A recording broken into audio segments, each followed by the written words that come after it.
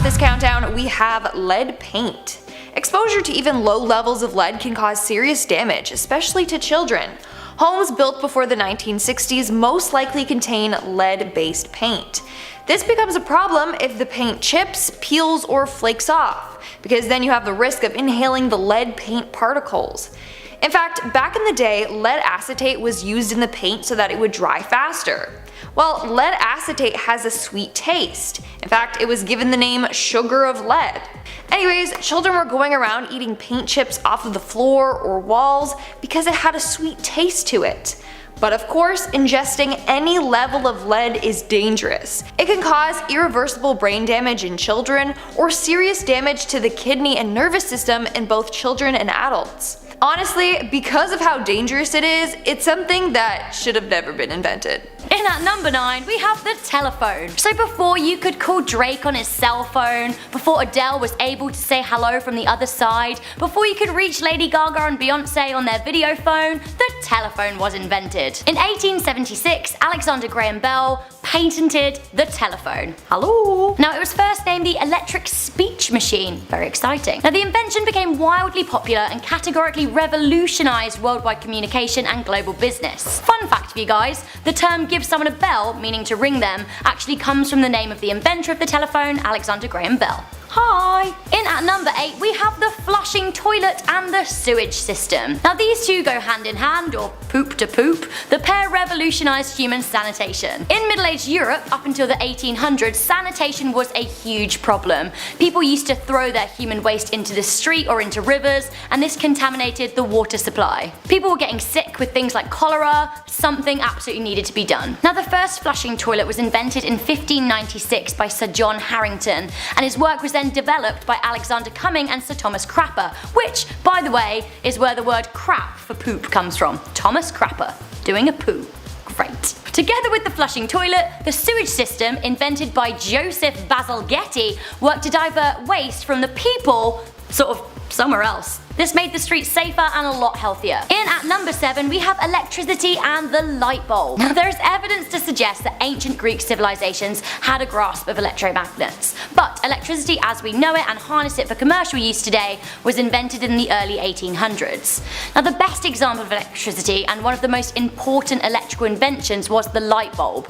Guys, can you actually imagine living without like a light, without a television, without the internet? This is insane. It's hard to imagine existence like this, but before electricity, none of this was possible. In 1835, James Bowman Lindsay demonstrated a constant electric light at a public meeting in Dundee, Scotland, and from there, several inventors worked to create light as we know it today. Da-ding! Light bulb moment. At number 6, we have refrigeration. Now refrigeration is a game changer for food consumption. Before the refrigerator was invented, food would go bad very quickly and it was practically impossible to store at great lengths. Now refrigeration was developed over around a 200-year period from around 1750 onwards. Now Carl von Lind designed a pretty decent fridge in 1876, but the commercial fridge freezer that we know today was released in 1923 by Frigid Air. In at number 5, we have satellite navigation. GPS, aka Global Positioning Satellites, was created by the US Department of Defense and became partially operational in 1995. Now GPS uses 24 separate satellites to function and provides location and time information in all weather conditions anywhere on the planet Earth, which is insane. Anywhere on Earth where there's an unobstructed line of sight to 4 or more GPS satellites, you could basically find out where you're going. If you have a functioning smartphone, it is almost impossible to get lost. In at number 4, we have computers. Guys, can you even imagine a life without a computer? This is insane. So English mechanical engineer Charles Babbage is considered the father of the computer and essentially originated the concept of a programmable computer. He got some help from Alan Turing, who cracked the Enigma code in World War II. He also got some help from Jack Kilby in 1958. From then, computers as we know them were born. Now back in the 80s, computers took up entire rooms. Can you imagine this? It was only in the mid to late 90s that homes and businesses started to really use them. What came first? The chicken or the egg? The computer or the internet? Well, the computer came first, but it is hard to imagine using a computer without the internet. That's right, in at number 3, we have the internet. All hail the internet. Now the internet as we know it today was a collaboration between Americans Vinton Cerf and Robert Kahn and Briton Tim Berners-Lee. Now after Berners-Lee invented the World Wide Web in 1991, people were able to access information in web browsers. Then came the invention of JavaScript, which really helped move things along. Then we had Wi-Fi. Now many of our younger audience members won't remember dial-up internet, but I did. As a kid we had dial-up internet and you used to have to use a phone line, only one, no one else could be using it, and it made this noise like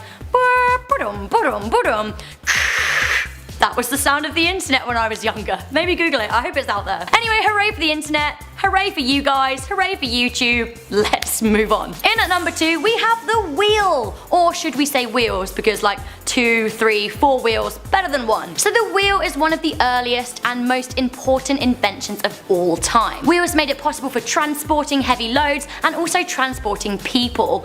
Cars, even aeroplanes would not exist without that initial invention of the wheel.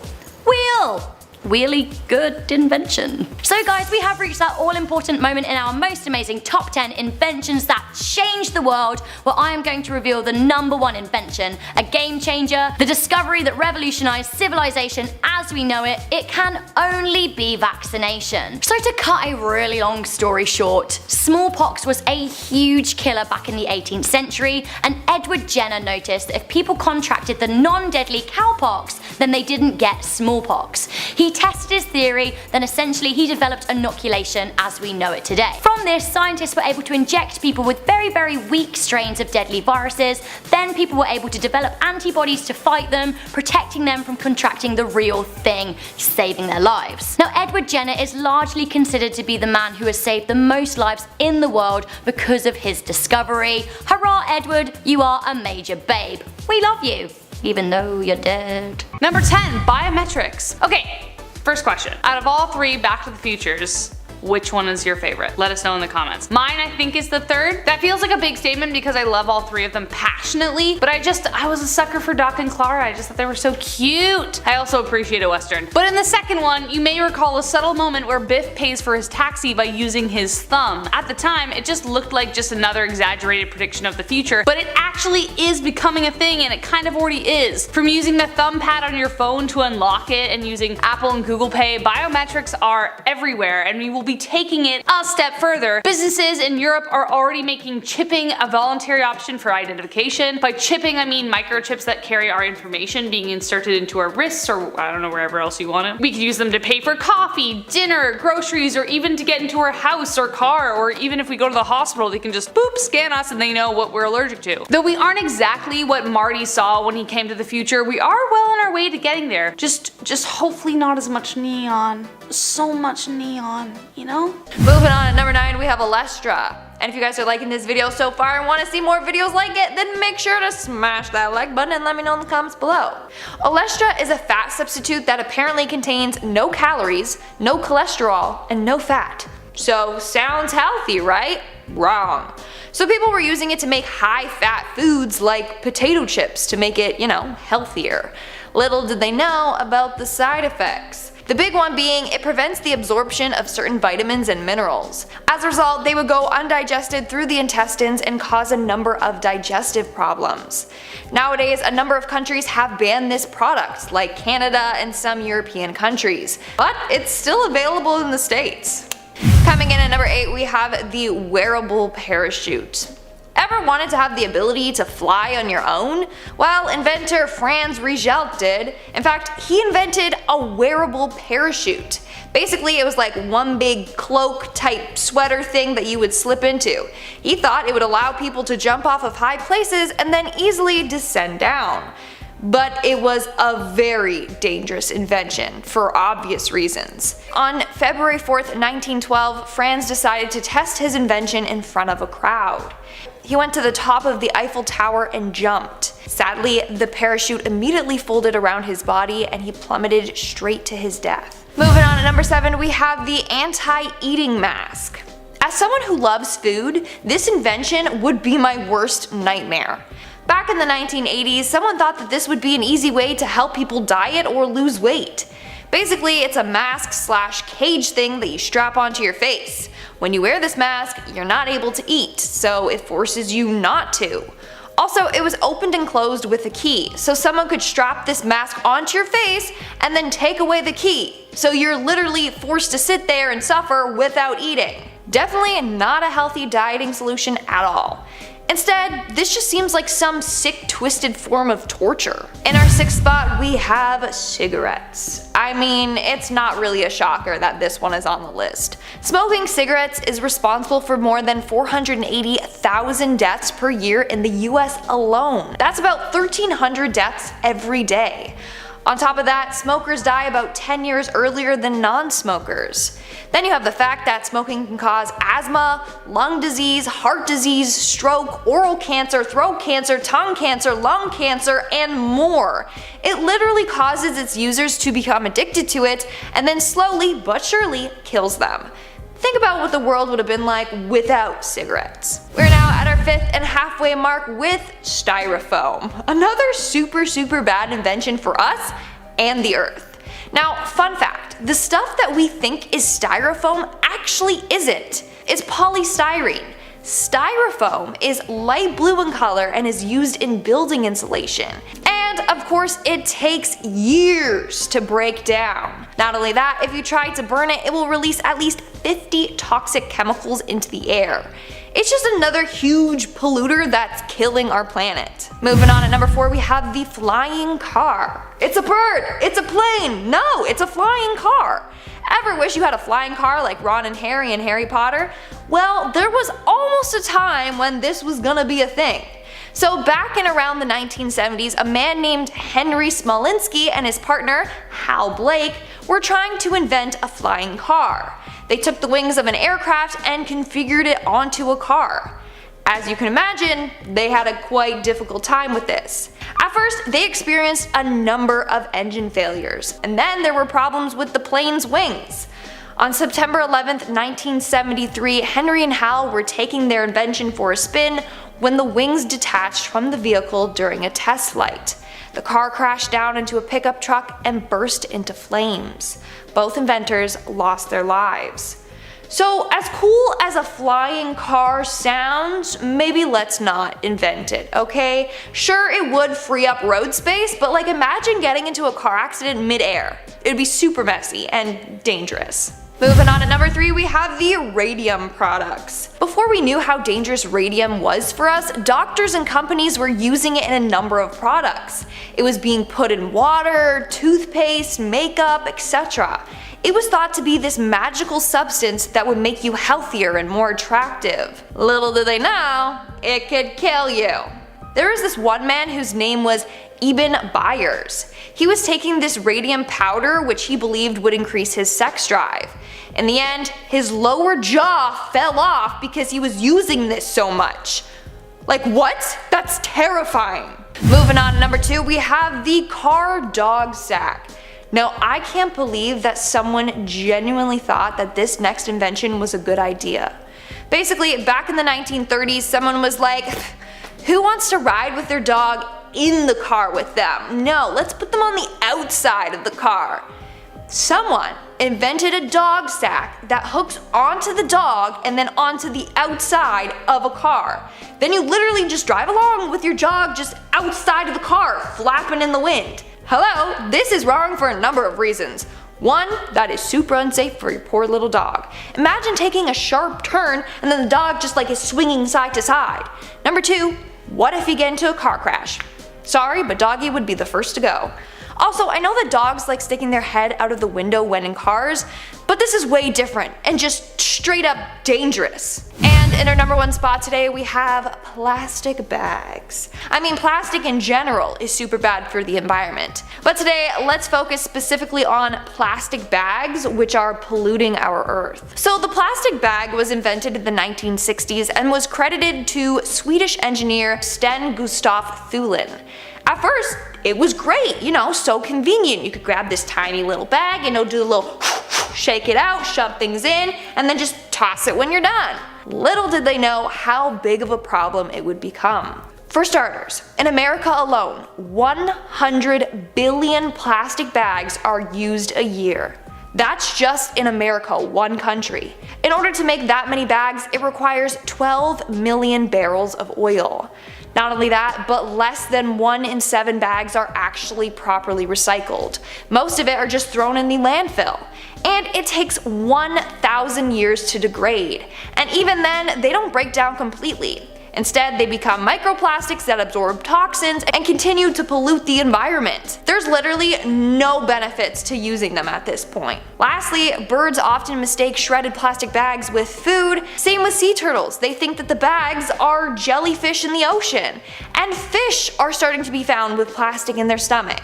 It's said that by 2050 there will be more plastic in the sea than fish. So we would have been way better off without this invention. And at number 10 we have the printing press. So with knowledge comes power. The printing press helped spread knowledge and was one of the first ways an invention helped connect parts of the world. So we think the printing press was invented in 1430 by Johann Gutenberg, and it allowed for huge quantities of information to be printed en masse and spread news across the world. And this allowed newspapers to thrive and helped encourage literacy, and even brought the price of books down massively.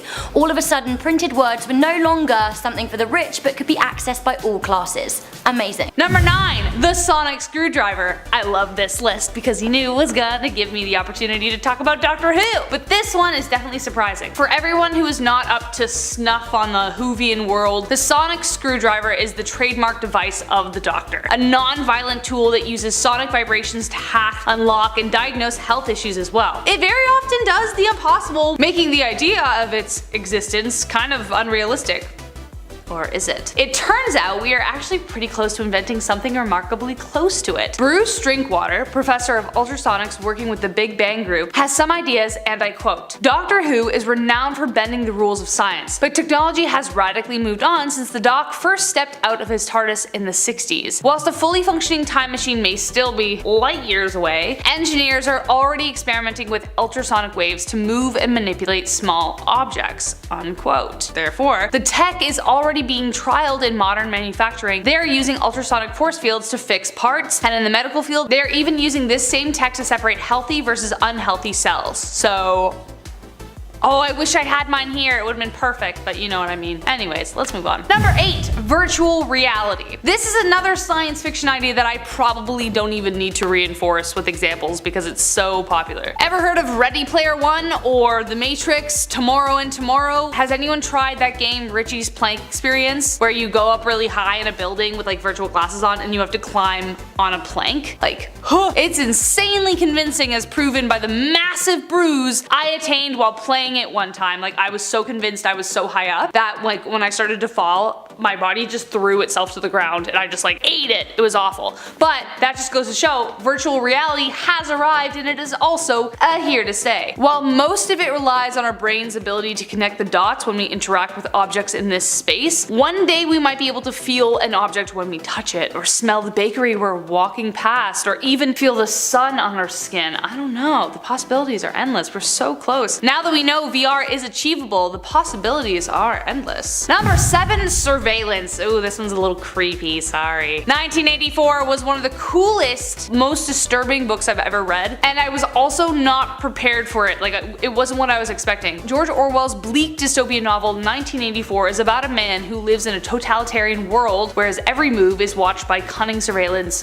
Big Brother and rebels by falling in love. Ever heard the term Big Brother is watching you, or newspeak? Well, that's where this comes from. But by far the most terrifying part of this book is the feeling of being watched by all sides, with like the fact that these characters can never escape it. With phones filming everything and cameras everywhere, the kind of surveillance Orwell mentions just might already be here. GPS tracking and NSA surveillance have also been some new additions. Even our emails, calls, web history can be monitored beyond our knowledge. Cookies and caches also aid in the surveillance as well, giving marketers information about our interests. You can even get banned on social media, TikTok being the biggest thing right now, for saying a word wrong. Doesn't sound too different, does it? That's kind of creepy though. People can get randomly banished from TikTok and it kind of throws me off. Anyways, censorship.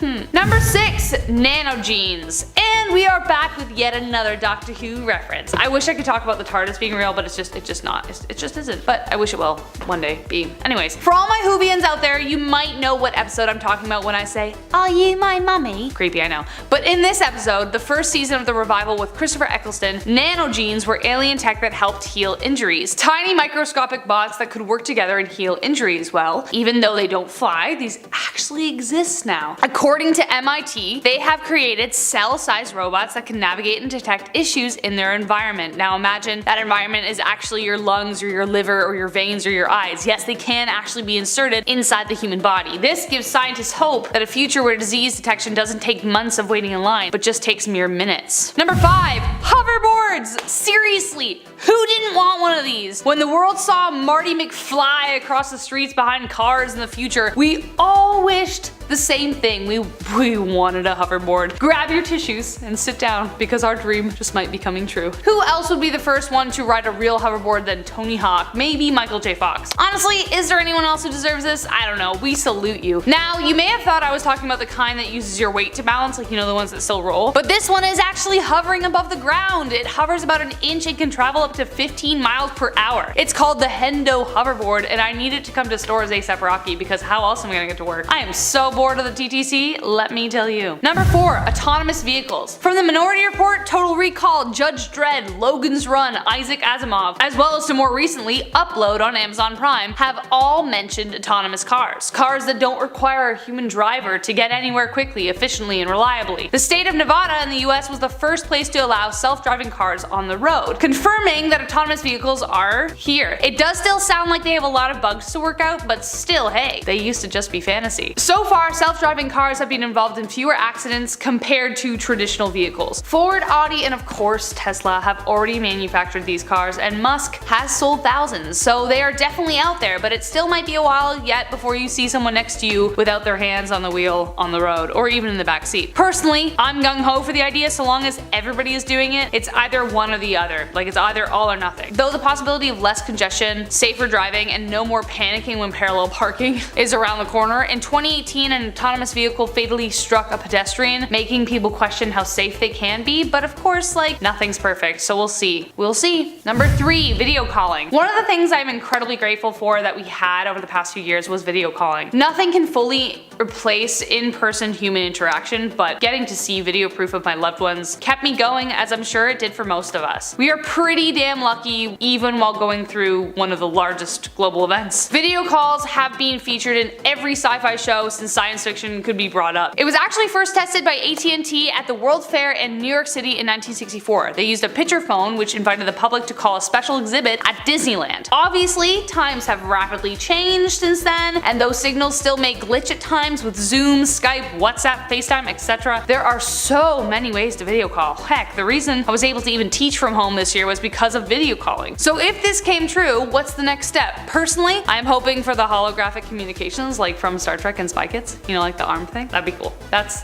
the dream I'm still holding on to. Number 2.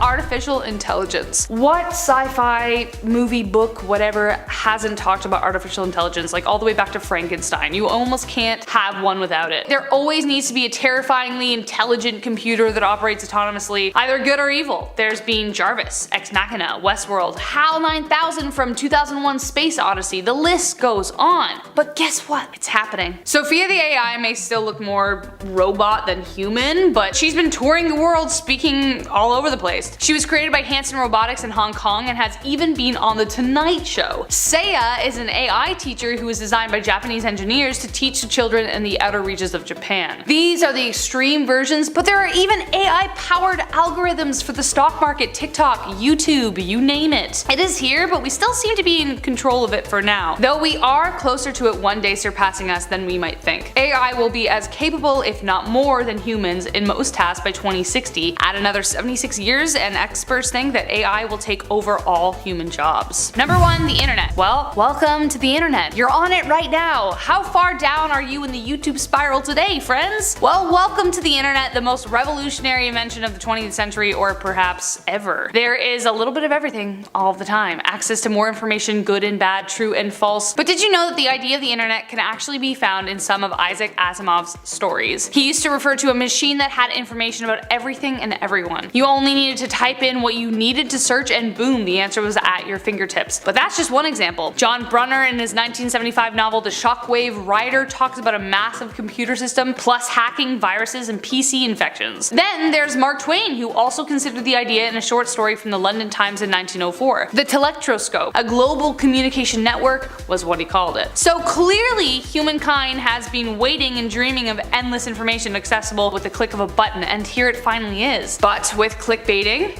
and so much demand for information, most often it's not about presenting what's right so long as you're the first one doing it. That just got pretty meta, didn't it? Woo!